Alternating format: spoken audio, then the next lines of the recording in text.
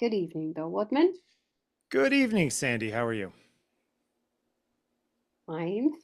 You've got a clicky pen? You're gonna be like No, it's oh, just it's not a a clicky normal pen. Okay. pen for my notebook. Okay. I've changed my position. I'm trying to reintroduce the plant of old, which I now have back with me, but Yeah. it doesn't look, it looks quite nice in the corner, but I do miss my speaking of seeing corner in the big house. Anyway, Well, you could also find a way where you're not backlit. Just why would rotate. this? You like being backlit? Hides a multitude of sin. Mm-hmm. I guess I'm backlit too, technically. Hmm. Plus, we're both Uh, getting older now, and we need to try and preserve. I turn on the smoothing thing every morning. I turn on the Zoom smoothing feature. Do you? No, actually, I don't think it's on. Oh Might my be on. I don't goodness. know. I'm not sure if I've got it on actually. I don't think I Yeah, do. you flip flop. Um, I certainly know, oh, I've got paint all on my arm. I certainly know that when I'm doing the Masters Community Dialogue that I do on a Wednesday, um, the person who's in charge of the Zoom there does sometimes have that on, and I look at myself and I think, oh my God, I look really good today. And then I realize, I realize why. It's quite depressing. It's cheating. Anyway, if you were a friend, you'd say, Mm-hmm. Sandi Robertson, you don't need any digital enhancement to be lovely. To be fair, I think I say that all the time. You just don't listen to me when I do. But go ahead. Anyway, tonight's episode is friendship. Okay. My first question is, what is a friend? Ooh. I think that depends on the person uh, defining it. I think some people see acquaintances as friends. Some people only see chosen family as friends. Some people put the line tighter than the other. Yeah, Um, I would say that most people would have a sense of friend though is is a sort of similar ballpark. yeah. I mean, like if you had to give a ballpark estimate of the number of people you would consider friends, is it 10 or is it 100? Or are you actually asking me? Yeah. Well, I always say that I have few friends. But then when I think about it, actually, I have got lots of friends. But I Yeah. think what I've discovered is that at this stage of my life, I've been through cycles of friendships already. Hmm. And some friends stick around, don't they, as you move through life, Yep. obviously. But what I lost when I moved to England was I lost a circle of friends. Yeah. That circle fragmented. And yeah, I became much more interested in individual friends. And As when a, I had as them, opposed to a circle of friends. That's yeah, also an age thing, right? There's also that sort of, the friends you have in college or in your 20s is like a different crew than the people who would be your friends at 40 and 60. Like the definition of friend might change over your life. do you have lots of friends, Bill? Yeah, this has been a topic of conversation in my head all for like a number of weeks now. Uh, I think I have a lot of friends. I think I have more friends than a lot of people, but I also feel very alone a lot of the time. But is that aloneness or loneliness part of a kind of choice Um, that somehow it's by your design? uh, I've done it to myself, but was not really a choice. It was just sort of the way that my brain came together when I was younger, I think. Mm. Do you think that friends are like people?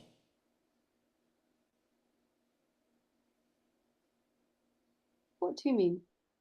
Well, I feel like I know a lot of people and I have a lot of people I would consider friends. I actually have a fairly large group of what I would consider chosen family, people that I could, trust as much as my family. Mm. But I don't know many people quite like me. And not that I'm like special in a superior way. I just think I'm like different than most of the people I meet. And that's part of the aloneness feeling. It's not lonely, it's just like aloneness, you know? But maybe everybody feels that way. I'm not sure. I mean, I observe many times women, particularly women, how they operate within friendships, and again, groups of friendships, and women gathering, and I'm always external to that, or certainly I feel that way. I'm never Sure. in the group. I'm always somehow looking at the group, Yep. and that that has become more exaggerated as I get older. It's funny though, I had a friend of mine who said exactly that when he's in groups very recently, almost word for word what you just described. So I'm wondering if it's more common than people want to give it. It's just that like we are societally kind of, oh, you have friends. Look, you're hanging out with these people. Therefore, you're in with them in a deeper way. But I don't know that that's always true. No, and also we're programmed from or conditioned from it from our earliest kind of interactions with others that to have friends does make you better. Sure. There's a currency in friendship, and the more friends you have, obviously, the more popular you might seem, and that popularity is the thing that drives your value as a human. Yep. Um, but there's lots of things in friendship, isn't there? There's uh, Oh, sure. Don't give the photographer credit. no, actually, I don't know who took the picture. Yeah, I don't know either, actually. Now, do you think these two were actually friends? This one's loaded. Yes, it is, but then isn't friendship loaded? Yeah, but you also have, you know, uh, uh, one of the biggest art figures of the 20th century finds a young buck who's up and coming, who idolizes him, and sort of the two of them. And there's also maybe Andy had some attraction towards him, or who knows what was going on exactly, right? But it's there's definitely a power dynamic here that there wouldn't be in a more traditional friendship. Well, power is something that gets bandied about in relationship all the time, isn't it? We're Yep, constantly sure. using and misusing our power within our relationships, whether those are sexual or platonic, Sure. familial.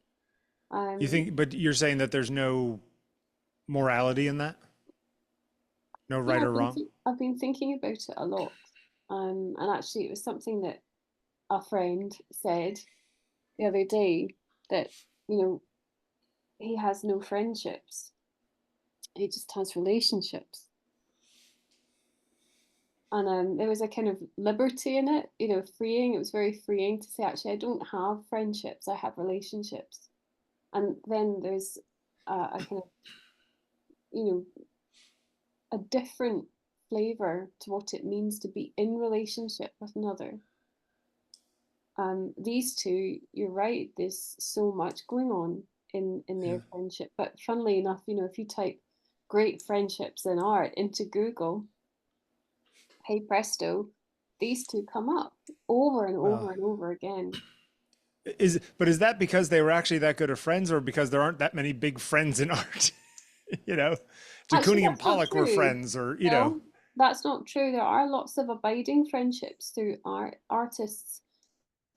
Some might think the sort of typical artist is a solitary creature, somehow a maverick in the social landscape, but actually, there's lots of evidence that but do artists you have think? long and lasting friendships with each other as artists. Yeah, Not just but even collaborations, friendships. sure, but even when you look into it, in the ones that I can sort of imagine in my head, they also seem almost more like running partners. There's a competitive angle in it a lot of times. But isn't that the way, in college and you've got your wingman and you're going after Sure. the same person and Yeah, you know you're right. we're we're using currency's power in Yeah. in all our relationships and in all aspects of relationship. What I'm interested in is if there can be such a thing as a pure friendship. And What uh, is a pure friendship? well, again, a kind of unpacking and unpicking of this is where Yeah. people meet without transaction.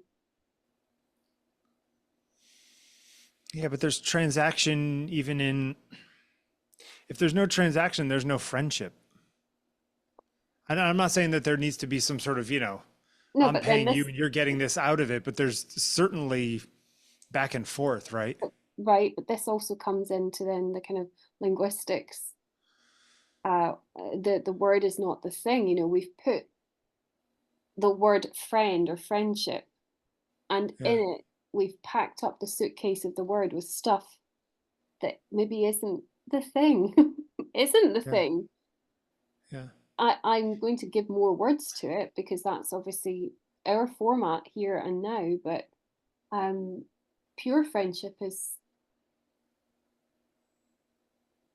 yeah, it's about being without transaction, but without the condition of that upon it.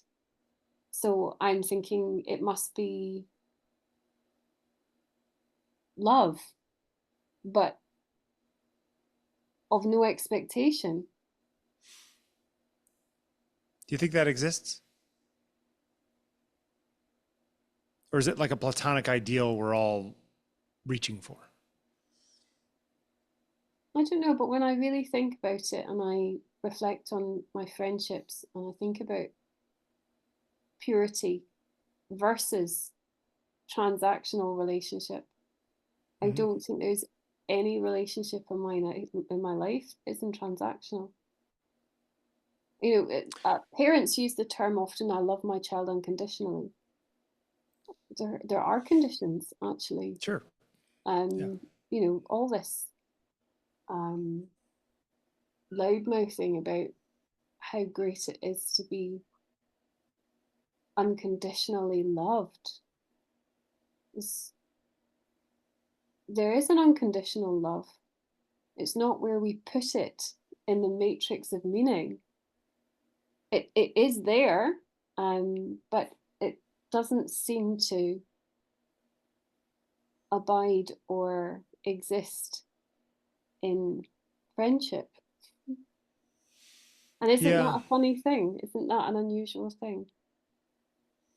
Yeah. I think that it's always to me too the people that come in and out of your life, the people you think are going to be around a long time who aren't, and the people who you think are short-term people in your life who end up being there for decades. Mm. I mean, you still have friendships that you had when you were a little boy. Yep. Yeah. My earliest friend who lived down the street, he and I have, traveled to Peru and Puerto Rico and all kinds of places together doing projects together. But Yeah. there were decades there where we didn't really talk, you know.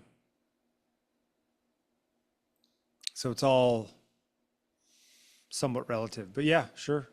Yeah. Just I'm sure everybody who would ever choose to watch these things will know who these two are.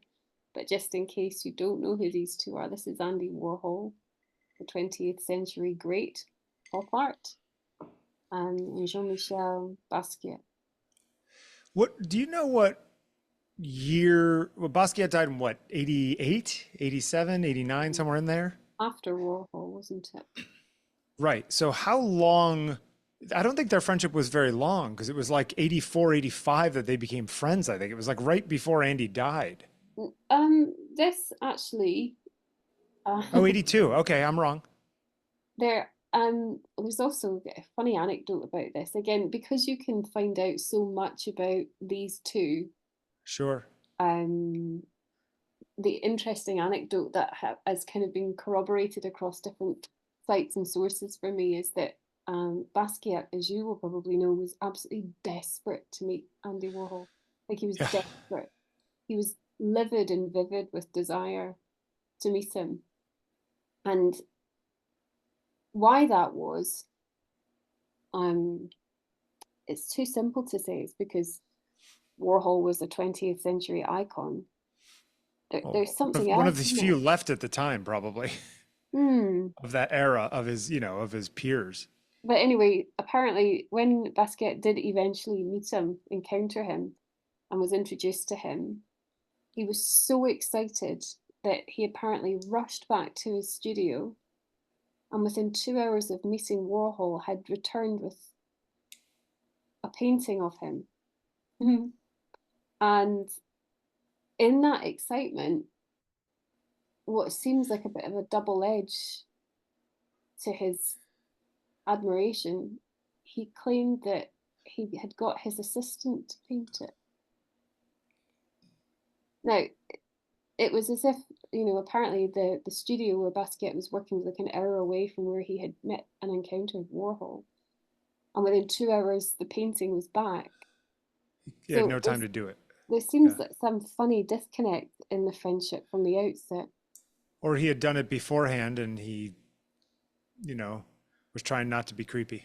Yeah, I'm sorry, the quality of this is so terrible. It does seem like the desperation you're discussing, though, of Mm. Basquiat's desire to be, it's like, I don't know if is that a friendship or is that,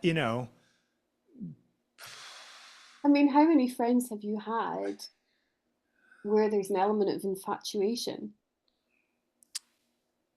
I don't think I've ever been infatuated by a friend. I've been infatuated by lovers, but I've not been infatuated by well, friends. it also, I think, you're talking about people who are in such rarefied air at the time that they're doing this. Both of them are the bells of the ball wherever whatever room they walk into, right? You know what I mean? Like they're not living on Earth. They're like living in some sort of weird, crazy world by that point. I don't know. I mean, Warhol was very disturbed and, well, again, find out for yourself if you're interested in this, anybody who's watching, the sense that after Edie Sedgwick died, Yep. and there was a kind of smear on Warhol factory. Warhol was very conscious, maybe, of having friendships that would bring him something positive without creating the wrong kind of scandal. I mean, this was a strange horse for him to bet on in a way, Yeah. friendship, because it could bring him trouble in a way that wasn't positive again. Those are the kinds of decisions you make, though. That's why I was sort of alluding to the fact that maybe Andy had a thing for Jean-Michel, because there's also an element of like, oh, he's kind of cute and he's young and he's obviously adores me, so let's keep him around like a puppy dog. Um, it's weird. You're obviously they were friends, but like everything about their friendship feels loaded to me. Well, I mean, maybe sometimes we just have to accept that we all want something from each other. Sure. Anyway, this is do you know what? This is actually one of my favorite photographs. Um, In the whole world. I just love this photograph. Hmm.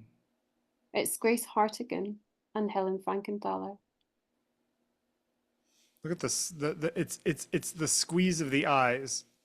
Oh, isn't she beautiful? But that is actually like pure joy. You can't fake that.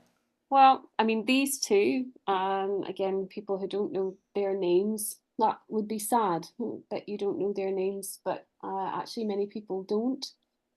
And certainly in context of abstract expressionism being the, behemoth of mid-century American art and very much loaded towards a kind of male dominance and domineering uh, nature, tentacles out into misogyny and so on.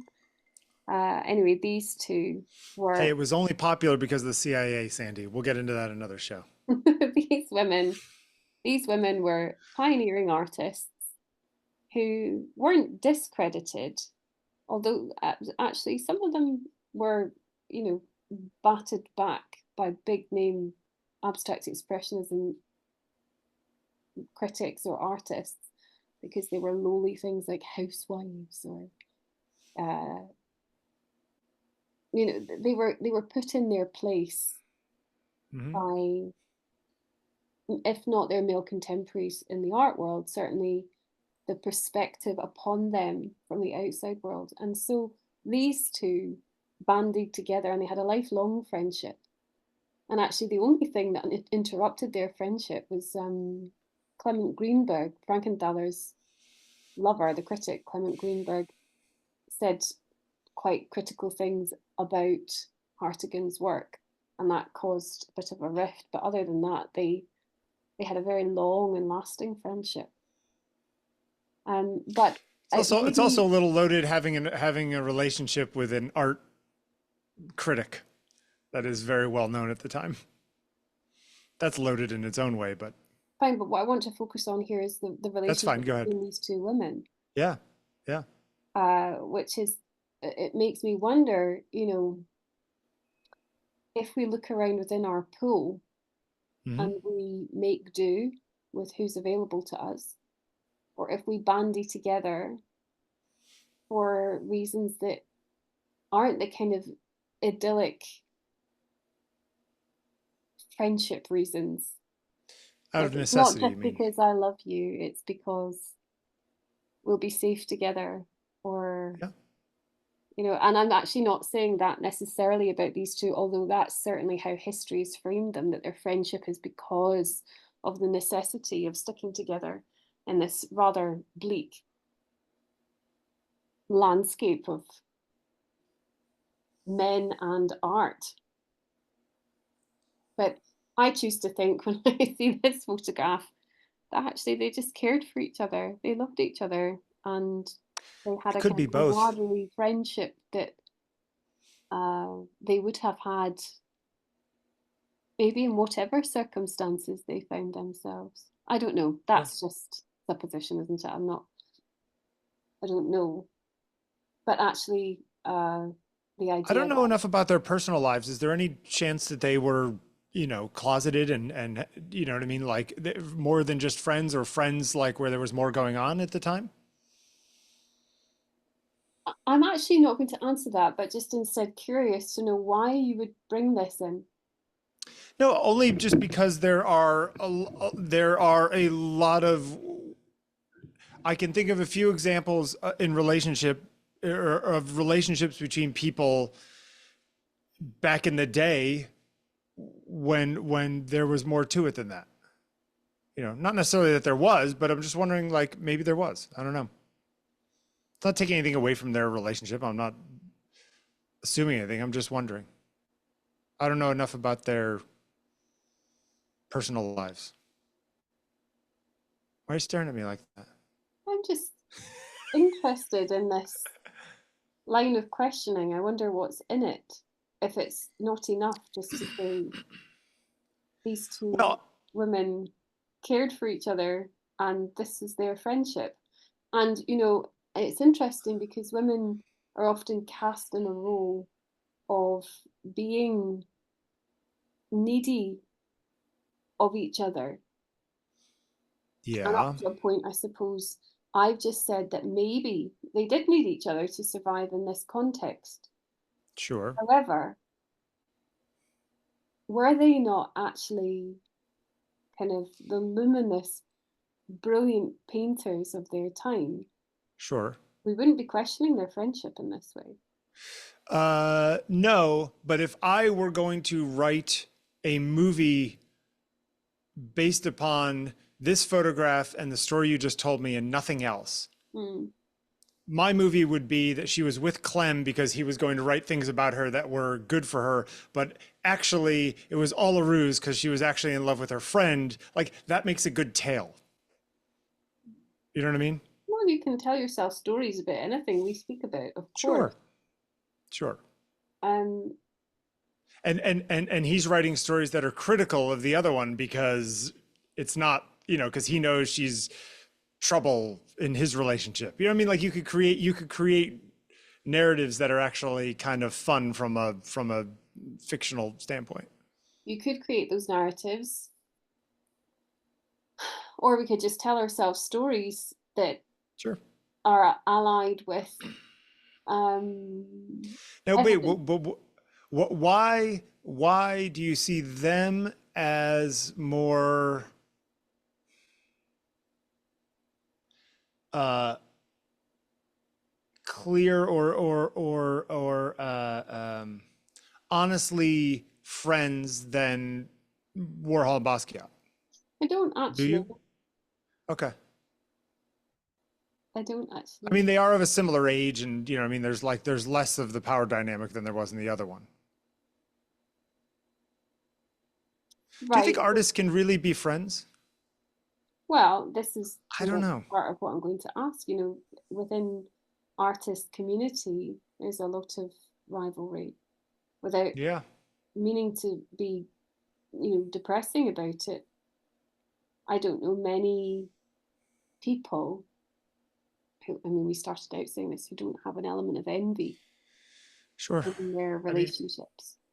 uh, I I have a friend who does very similar-ish work to the work that I do. Like he and I could do the same jobs pretty easily. Um, and we've known each other for years now, but I've never like we haven't gone up for the same job or anything like that and been in actual competition. But it is interesting that he does very similar work to what I do, but we both respect each other and there isn't really a competition between us. Um, it's remarkable in only the sense that it is odd. You know, it's not the norm, I guess, in my experience. I don't have a lot of photographer friends.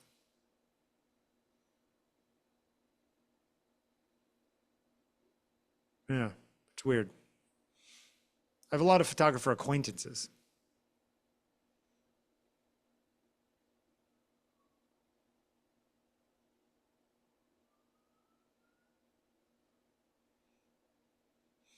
Ah, Vincent.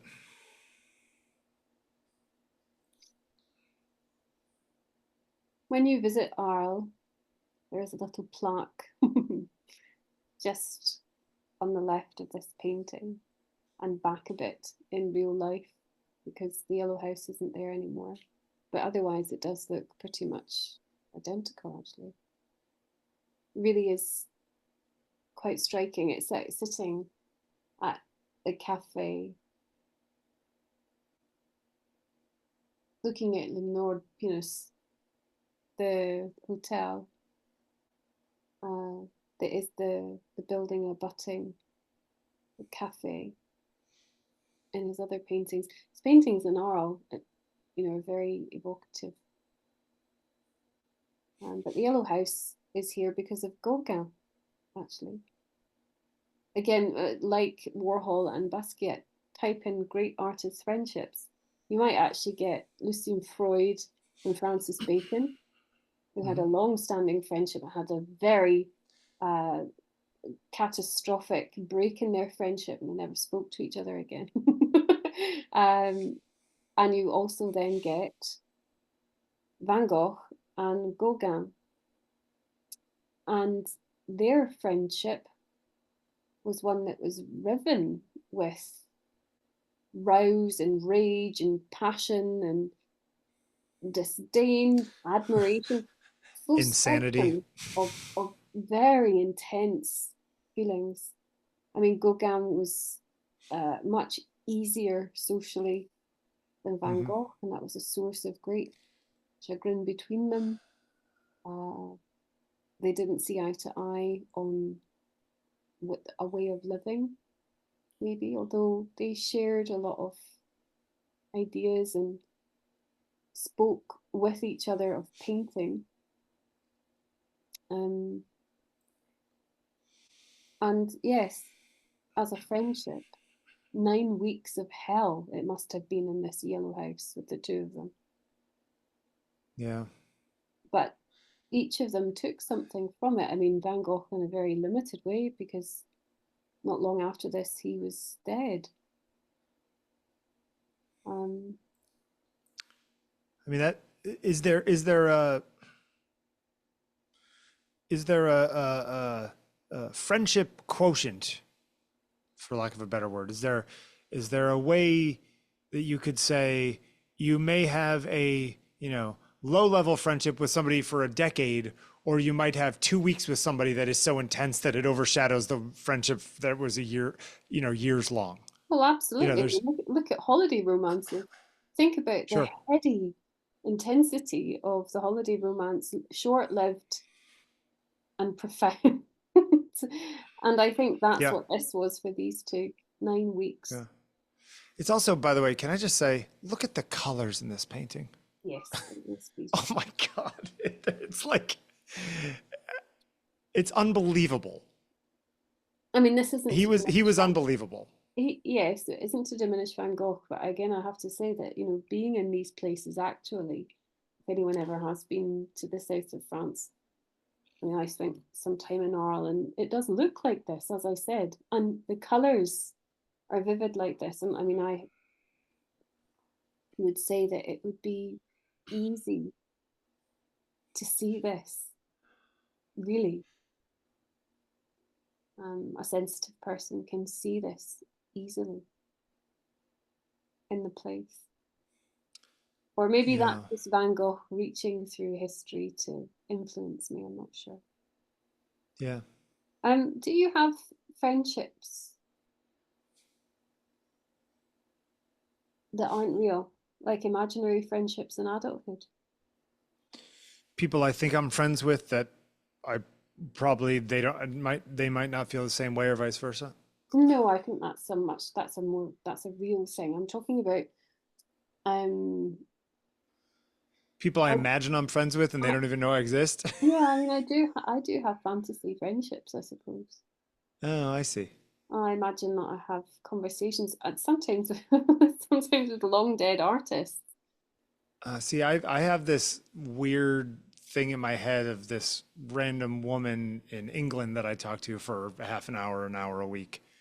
That it's kind of a friendship. No, but I mean, listen, you and I have met once for an hour and a half or something like that, 2 hours, right? Right. But I think we're friends, even though despite the fact that we've only ever spoken like this for 50 hours. You know what I mean? It's kind of cool too. Well, there's lots of things that we just haven't got time to dig into about it because, friendship also is a very tricky conversation to have with somebody who's not secure in themselves. Yeah, Um, and I might speak to friendship with another person who feels riven with sadness about friendship, a legacy of trauma from their childhood, being sure, bullied or picked upon. sure, And it can be a very difficult topic, very challenging subject sure. Yeah, for yeah. others. I mean, I think that's the way people see relationships in general. Mm. It can be very different. Some see them as, you know, potential evil. you know, if I let somebody in, then they have the power to do terrible things to me. Some people see it as a port in a storm. It's like, oh God, finally I have a friend, because I was all alone out on the water. Um, I think sometimes friendships can bring out aspects of us that we're unaware of as well. yeah, yeah. I have a friend that I met at a job I had in college, and then she and I lived in the same apartment for a year. And she's a writer, and I've been sending her some of my writing stuff recently, and she's been giving me notes. But there were a few years there where we didn't really speak all that much, and now we're texting every couple of days about this stuff, and it's sort of reconnecting. And also, those people, those friends you have that you don't see for 10 years, and you see them, and then immediately you're right back where you started, or like right back where you left off. Like Mm. it doesn't feel like time passed at all. And then there's others who you don't see for a week or two, and you come back and you feel like you're starting over. Um, Should we meet our friends afresh each time? Or do we rely on our history? Is I friendship pers actually a yeah. dead thing? I think the continuity of friendship is what's magical about it. There's this really interesting chart that I found recently. I'll send you, and it's like what the time we think we have with the people in our lives, and it's a straight line, like now until death. And then underneath it, it's now until death. It goes what we really have, and it's like dot dot dot dot dot dot. Like basically, you think you're going to see this person your whole life, but you may see them 12 more times. And it's like just puts things in perspective. Hmm. I'm obsessed with that chart lately. Well, Bill, I do hope that I see you again. I think we're going to make that happen.